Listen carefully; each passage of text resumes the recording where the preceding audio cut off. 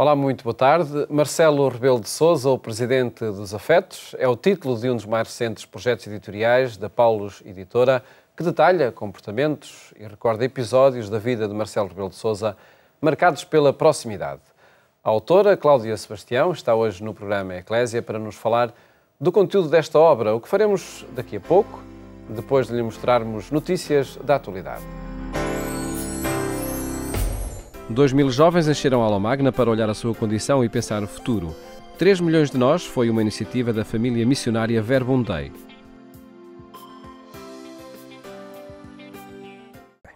Durante um dia inteiro, o palco foi uma fita da vida onde os jovens podiam olhar o futuro e a forma como nele podem ser agentes de mudança.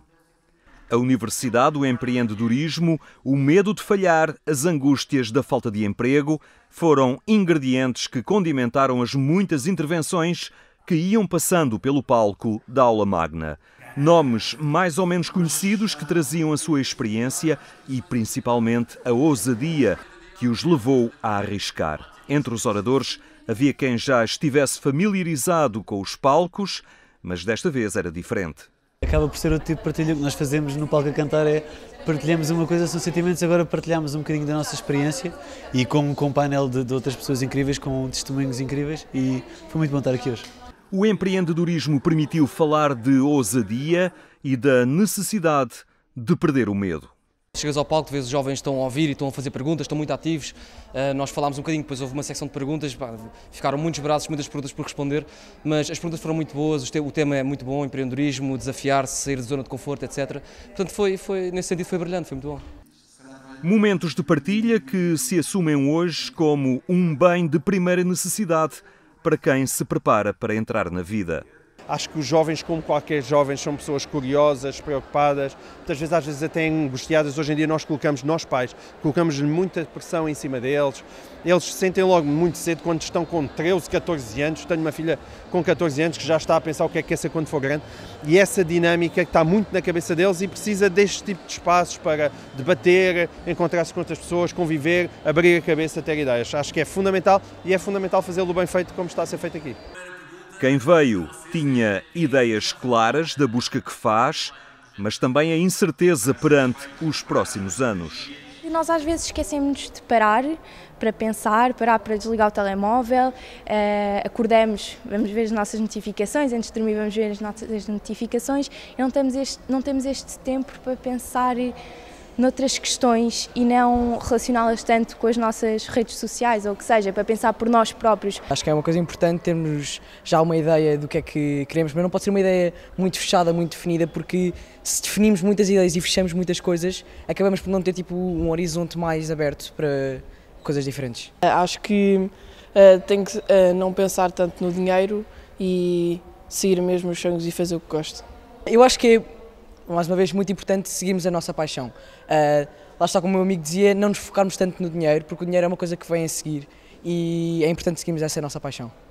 Seguir a paixão, acreditar e ousar, mas o importante mesmo é que os jovens sintam o desafio dentro de si. Eu, mais que pensar, o que me encantaria é que os jovens pudessem escutar profundamente dentro de si, que sentem, que querem, onde se sentem chamados e também ver com toda a ferramenta positiva que eles têm, não somente de si, sino também que se lhes oferece de meios e que, portanto, eles, em vez de ver que a garrafa está meio vazia, consigam ver que têm umas possibilidades que mais em nenhum momento as pessoas tinham tido e, portanto, que comecemos a arregaçar mangas e então pôr-nos a construir coisas, porque temos os elementos. Acho que a geração de hoje em dia são jovens de sofá, que muitas vezes são preguiçosos e não se levantam para ir fazer as pequenas coisas e ir evoluir, e o mundo tem essa coisa para trabalhar, que agora cabe-nos a nós jovens mudar o mundo, nós podemos mudar o mundo e nós não estamos, sinto que a nossa geração não está minimamente a esforçar-se para isso e está sempre à espera que tenha tudo feito. E como hoje o Padre Hugo dizia, nós não podemos estar à espera de receitas que nos sejam dadas. O futuro está ao alcance de um caminho e este pode ser percorrido de diversas formas. A universidade, ter emprego, ganhar dinheiro ou ser voluntário. Há um leque de opções em aberto, O importante é ter o apetite pelo desafio. No final, todos acharam que o dia foi uma aposta ganha. Acho que foi um dia de descoberta interior, foi mesmo um caminho interior, foi muito bom. A nossa geração tem de facto muita oferta em termos de tecnologia e de tudo. E acho que precisamos destes momentos para fazer silêncio todos em conjunto e de nos sentirmos acompanhados. Eu estava a ouvir os oradores deste ano e já estava a pensar que para o ano espero que haja e que vou voltar, e se houvesse mais momentos como este estaria aqui de certeza. Levo uma grande bagagem de novos conhecimentos, mas acima de tudo de um autoconhecimento fomentado e enriquecido pelo que ouvi lá dentro, que foi bastante enriquecedor. E nós jovens não estamos adormecidos, e acho que é às vezes uma coisa que ouvimos muito, que esta geração, que somos parados, que não pensamos sobre o futuro e que não lutamos. Eu acho que hoje foi a prova do contrário, foi a prova de que nós jovens, particularmente os jovens cristãos, estamos acordadíssimos para o mundo, que queremos um mundo melhor, que queremos lutar pelos nossos sonhos, e isso deixa-me muito contente e com muita esperança, sem dúvida, para o futuro. E este encontro terminava da melhor maneira com o Presidente da República a desafiar os jovens a um espírito de serviço. Não se esqueçam daquilo que são os imperativos morais, espirituais, religiosos, que passam todos pela dignidade da pessoa humana. Mas não se esqueçam, em termos concretos, de que a pessoa humana é cada pessoa de carne e osso, com a qual contactamos todos os dias, de manhã à noite. Estamos ao serviço dessas pessoas. Não estamos ao serviço de nós, estamos ao serviço dessas pessoas. Essa visão de serviço é fundamental. E o sucesso da iniciativa pode tranquilizar aqueles que desta vez não puderam estar presentes. É para repetir? Não estávamos a contar com isso, mas em virtude de todo este sucesso, provavelmente será para repetir. 3 milhões de nós, porque 3 são os milhões de jovens em Portugal.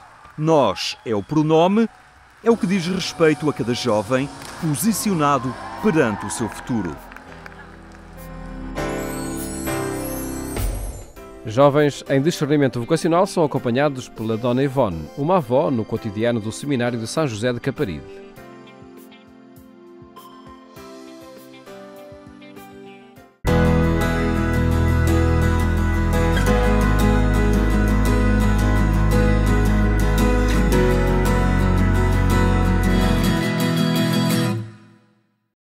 No Seminário de São José de Caparide, no Patriarcado de Lisboa, Ivone Espalha Simões acompanha os jovens que ali estão em discernimento vocacional e sente-se uma avó.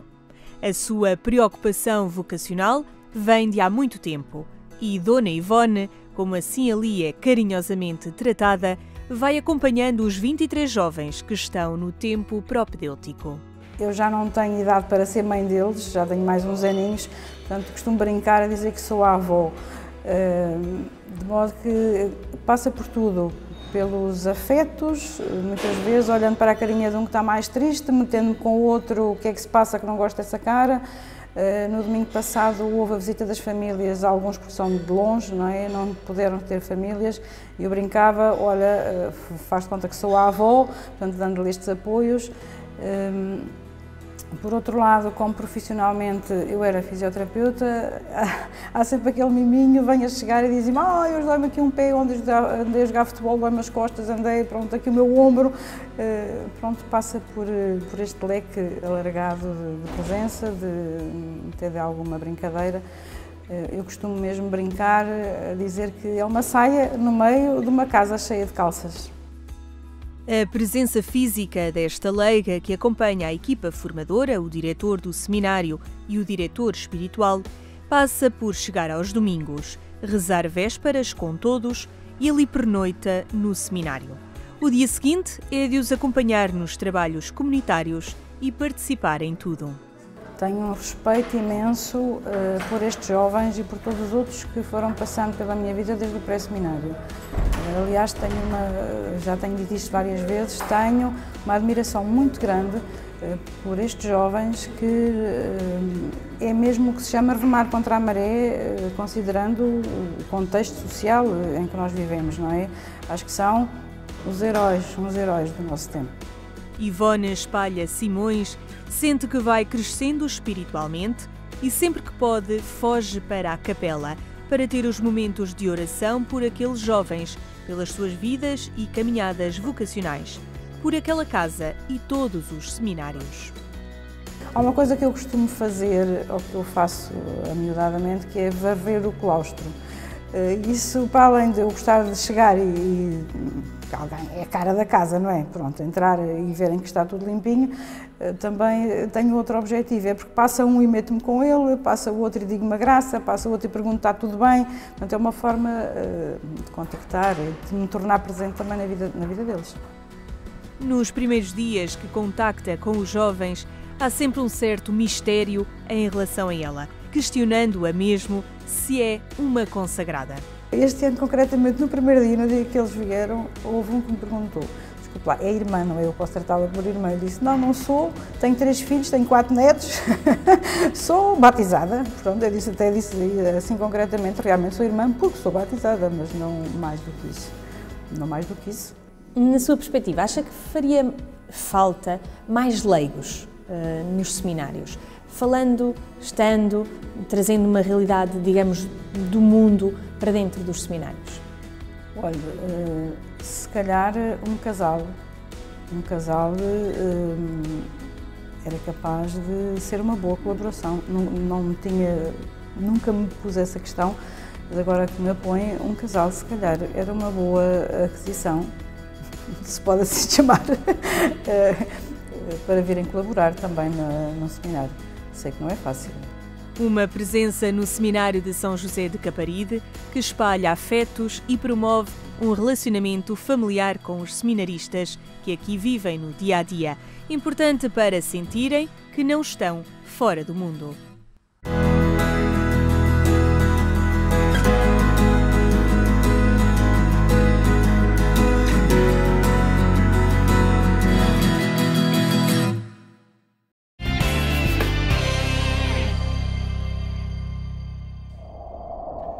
Em agência.eclesia.pt pode acompanhar estas notícias que atualizamos permanentemente. Marcelo Rebelo de Sousa, o Presidente dos Afetos, é o título do livro escrito pela jornalista Cláudia Sebastião, que está hoje no programa Eclésia, para nos falar sobre a obra que acaba de chegar às livrarias. Cláudia, boa tarde. Boa tarde. Obrigado por estares neste programa. Começava por te perguntar como surgiu a ideia de publicar este livro sobre Marcelo Rebelo de Sousa.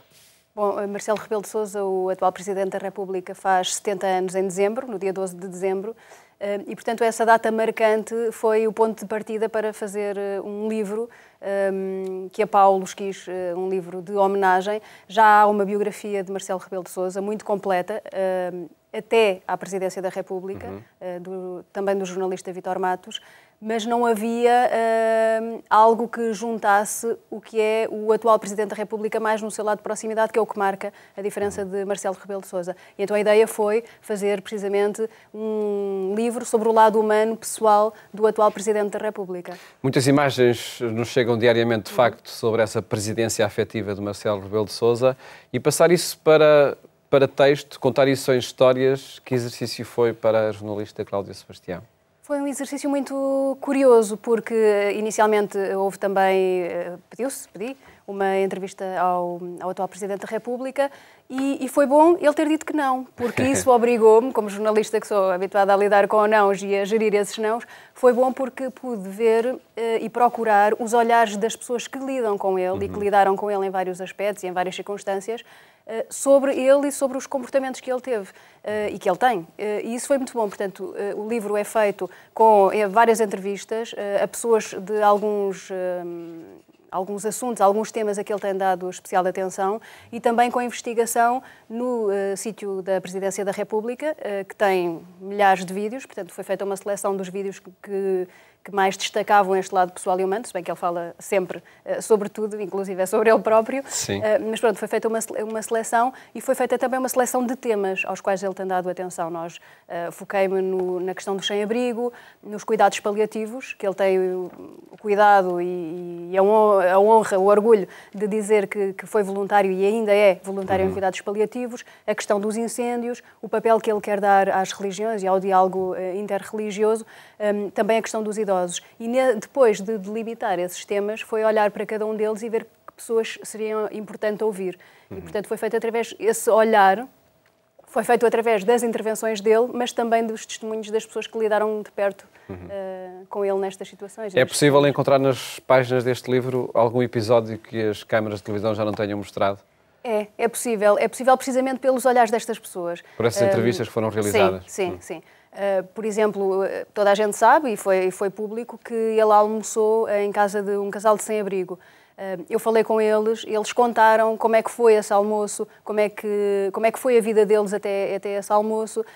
Contaram como foi o almoço que eles depois tiveram no Palácio de Belém com o Presidente da República, porque o Presidente da República retribuiu com convite no Palácio de Belém, e isso foi contado aí. Há outro episódio que foi contado também pelo Henrique Joaquim da Comunidade Vida e Paz, que ele conta aquilo que toda a gente viu.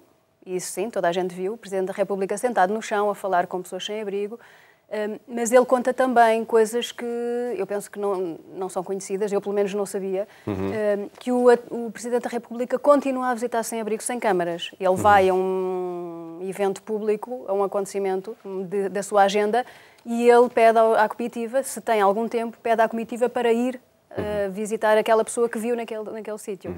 E há fotografias que o documentam também neste livro? Sim.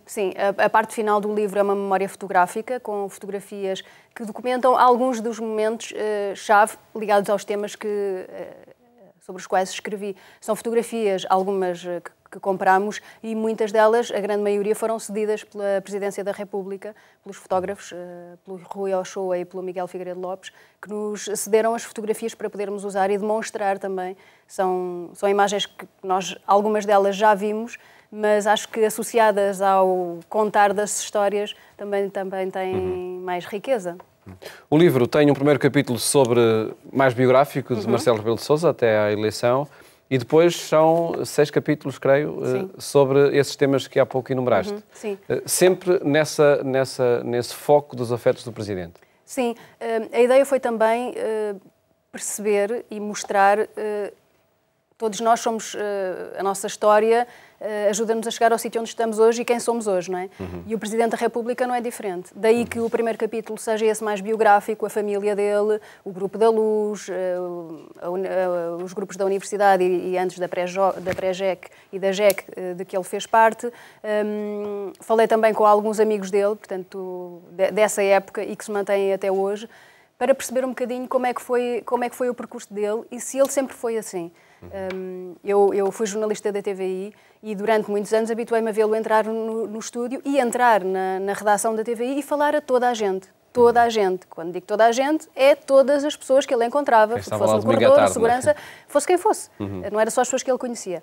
Portanto, isso não era um dado que para mim fosse estranho. Mas toda a gente diz que ele sempre foi assim. O Padre João Seabra, por exemplo, conta uma história engraçada que no funeral do pai dele, com as pessoas todas importantes, porque o pai dele também era político, com as pessoas todas importantes no funeral de um homem daqueles, ele deixou essas pessoas importantes e foi dar um grande abraço a um senhor que tinha uma mercearia na porta ao lado da casa dos pais dele, e dizia que tu é que eras o grande amigo do meu pai. Portanto, esta proximidade que ele tem com as pessoas já vem de há muito tempo. Há um empregado da casa do pai, quando ele foi governador em Moçambique, que diz que na primeira festa de Natal, os pais do atual Presidente da República convidaram esse empregado para estar presente na festa. Não a servir, mas para estar na festa. Portanto, isto é algo que vem também da família e da educação dele. E isso pode ver-se também. O caráter do Presidente da República Portuguesa da atualidade. O que é que diz este livro sobre a importância das religiões, segundo Marcelo Rebelo de Sousa? Marcelo Rebelo de Sousa tem dado muita atenção às religiões e ao diálogo interreligioso. Não foi à toa que no dia da tomada de posse, no próprio dia, ele esteve presente numa cerimónia interreligiosa. Na Mesquita de Lisboa. Na Mesquita de Lisboa, exatamente. E tem ido inúmeras vezes já à Mesquita de Lisboa, já foi várias vezes à sinagoga, todos os templos, todos os sítios onde o convidam. E ele tem dito sempre que a liberdade religiosa é essencial para os que creem e para os que não creem.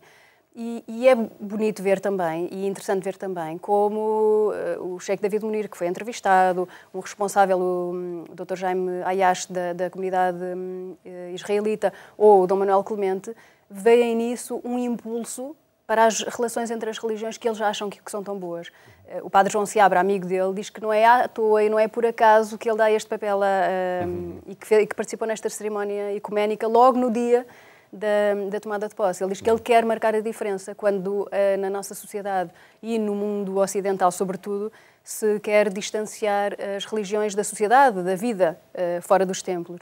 E ele acha que isso é um objetivo do Presidente, tornar as religiões, não deixar que elas fiquem nos templos, nas sinagogas, nas mesquitas, mas que as pessoas que creem tragam essa crença para a vida pública.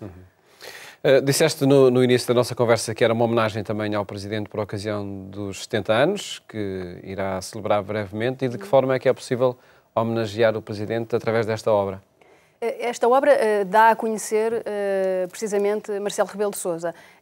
Claro que ele não é nenhum santo, como nenhum de nós é, e portanto essa obra também tem alguns desses lados, não tratando da parte política, digamos assim, mas também trata desses lados. E depois dentro de cada livro há um postal que as pessoas podem enviar com uma mensagem a desejar um feliz aniversário ou o que quiserem ao Sr. Presidente da República. Podem mandar depois para o Palácio de Belém. Para lhe é logo desejar. O endereço, é só mesmo escrever a mensagem. Sim, é só escrever a mensagem, pôr o selo e vai.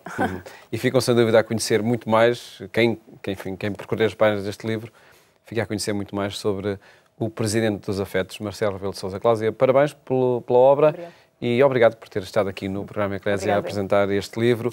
Marcelo Rebelo de Sousa, o Presidente dos Afetos. Mais logo é na rádio que lhe fazemos companhia, na Antena 1, quando forem 22h45. Votos de boa tarde e até amanhã, se Deus quiser.